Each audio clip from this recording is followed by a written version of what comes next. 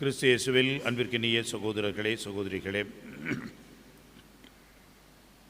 கோதுமை மணி மண்ணில் விழுந்து மடிந்தால்தான் மிகுந்த விளைச்சலை அளிக்கும்.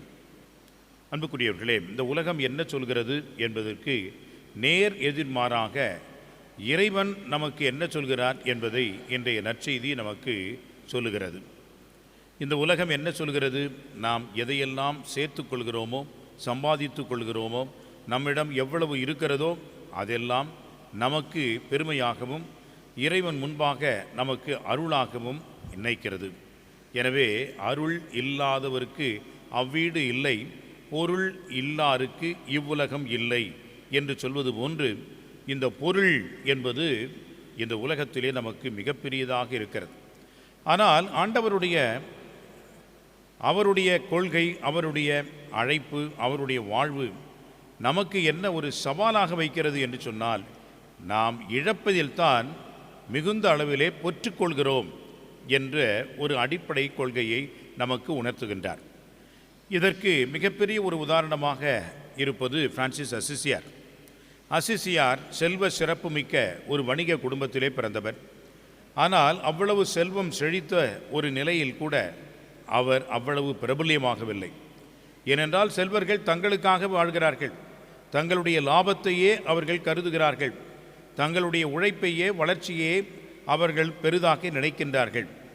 ஆனால் ஏழைகள் என்று சொல்லக்கூடியவர்கள் அடுத்தவர்களை நினைக்கின்றார்கள். எதுவும் எனக்கு வேண்டாம், எதுவும் எனக்கு இல்லை என்று நினைக்கின்றவர்கள் கடவுளை பற்றி நினைக்கின்றார்கள். எனவே தான் புனித பிரான்சிஸ் அசிசியார் தன்னுடைய தந்தை தனக்கு கொடுத்த எல்லாவற்றையும், ஒட்டு துடி கூட எல்லாவற்றையும் அவர் எடுத்தெறிந்துவிட்டு இறைவன் எனக்கு வேண்டும் என்று அவர் வந்தார். அதையெல்லாம் இழந்தார். இயேசுவே எனக்கு போதும் என்று இருந்தார். எனவே இன்றைக்கும் அவர் போற்றப்படுகின்றார். அவருடைய இறந்த 800ஆம் ஆண்டு விழாவை யூபிலியாக, பிரான்சிஸ்கன் யூபிலி என்று கொண்டாட வேண்டுமென்று இன்றைக்கும் நம்முடைய திருத்தந்தை பணித்திருக்கின்றார். புனித பவுலடியாரை பாருங்கள்.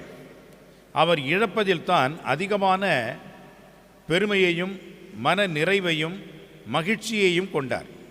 என் ஆண்டவராகிய ஒப்பற்ற செல்வத்தை அறிதல் பொருட்டு எல்லாவற்றையும் குப்பை என கருதுகிறேன் என்று சொல்லி நற்செய்திக்காக தன்னை முழுமையாக அர்ப்பணித்து எல்லாவற்றையும் இந்த நற்செய்திக்காக, தன்னுடைய ஆண்டவர் இயேசுவுக்காக இழந்தார். எனவே இன்றைக்கும் பவுலடியார் போற்றப்பெறுகின்றார். இன்று நாம் விழா கொண்டாடுகின்ற புனித அருளானந்தர், அவர் தனது உயிரையும் துச்சம் என மதித்து அதை கூட ஆண்டவருக்கென்று அர்ப்பணித்தார். அந்த உயிரை துறந்தார். அவர் இறந்ததனால் இன்றைக்கும் வாழ்கின்றார். எனவே இறப்பதற்கு என்பது தயக்கம் ஒருவேளை அவருக்கு இருந்திருந்தால், பயம் அவரை சூழ்ந்திருந்தால், அவர் என்ன செய்திருக்கலாம்? கண்டிப்பாக அந்த இறப்பை தவிர்த்திருக்கலாம். அவர் அந்த அரசனோடு ஒன்றித்து போயிருக்கலாம். ஆனால் உண்மையை அவர் எடுத்து சொன்னார். என் உயிரே போனாலும் இந்த உண்மையை மட்டும் நான் மறைக்க மாட்டேன், அதை சொல்லாமல் இருக்க மாட்டேன் என்று சொல்லி திருமுழுக்கு யோவானினுடைய அடிச்சுவட்டை பின்பற்றியவராக இந்த சாண்டிபிரெட்டோ அவர்கள் அந்த தீமையை கண்டித்தார். அரசனாக இருந்தாலும் அவனுக்கும் அதே கண்டிப்பை கொடுத்தார். எனவே அந்த உயிரையும் அவர் இழந்தார். அவருடைய இறந்த நாளைத்தான் இன்றைக்கு நினைத்து பார்க்கின்றோம். இதையெல்லாம் வைத்து பார்க்கின்ற பொழுது இந்த வார்த்தைகள் எவ்வளவு பொருத்தமாக இருக்கிறது என்று நினைத்து பார்ப்போம். கோதுமை மணி மண்ணில் விழுகிறது. அது விழுந்த பிறகுதான் அது முளைத்து செடியாக வளர்ந்து நிறைந்த மணி கதிர்களை, விளைச்சலை கொடுக்கிறது. அது இறக்கவில்லை என்று சொன்னால் எப்படி அது விளைச்சலை கொடுக்க முடியும்? எப்படி பலனை தர முடியும்? நம் வாழ்விலேயும் நாம் இந்த உலகத்திலே இருக்கின்றோம்.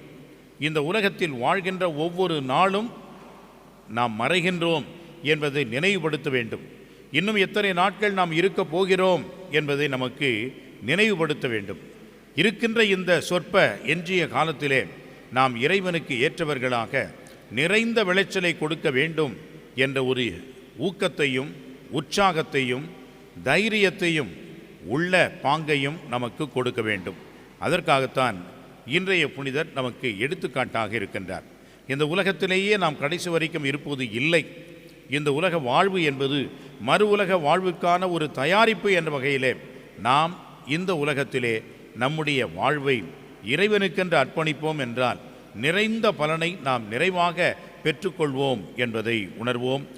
புனித அருளானந்தர் ஜான் டி பிரிட்டோ அவர்களுடைய மறைசாட்சியர் தினமாகிய இன்று நமக்கு இறைவனுடைய ஆசீர் அருளும் நிறைவாக கிடைத்து நாம் இறைவனுடைய சாட்சிகளாக வாழ முற்படுவோம். ஆமென்.